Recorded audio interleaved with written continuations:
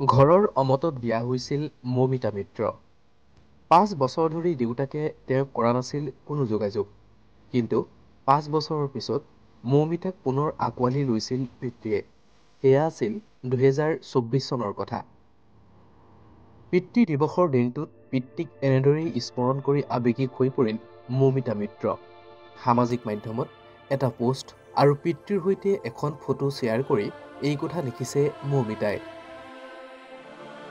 উল্লেখ কৰাৰ প্ৰয়োজন যে পশ্চিমবংগৰ জীয়ৰী মৌমিতা বিয়া হৈছিল অসমৰ এগৰাকী যুৱকলৈ।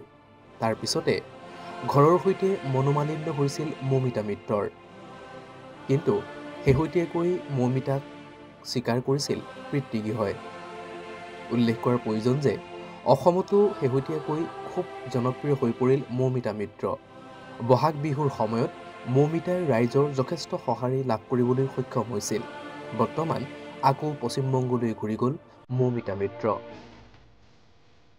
ঘৰৰ অমতত বিয়া হৈছিল মৌমিতা মিত্ৰ।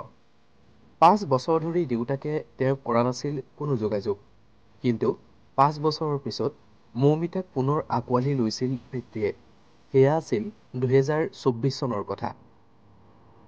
পিতৃ দিৱসৰ দিনটোত পিতৃক এনেদৰেই স্মৰণ কৰি আৱেগিক হৈ পৰিল মৌমিতা মিত্ৰ।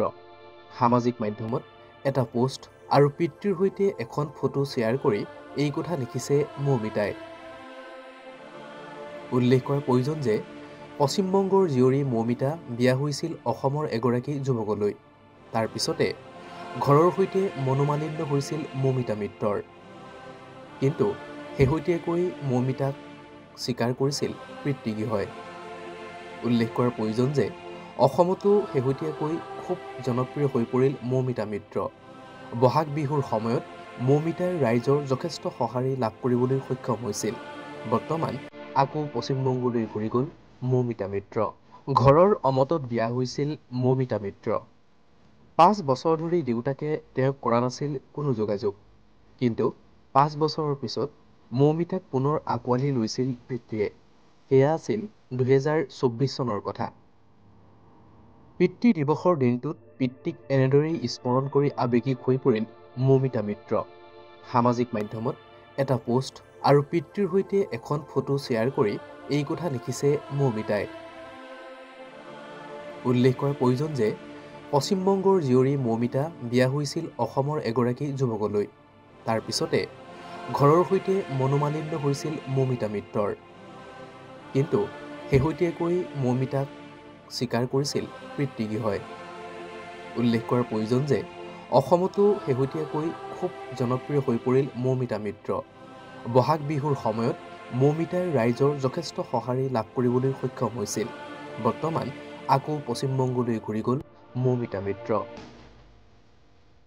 ঘৰৰ অমতত বিয়া হৈছিল মৌমিতা মিত্ৰ। ৫ বছৰ ধৰি দেউতাকে তেওঁক কৰা নাছিল কোনো যোগাযোগ। কিন্তু ৫ বছৰৰ পিছত মৌমিতাক পুনৰ আঁকোৱালি লৈছিল পিতৃয়ে। সেয়া আছিল ২০২৪ চনৰ কথা।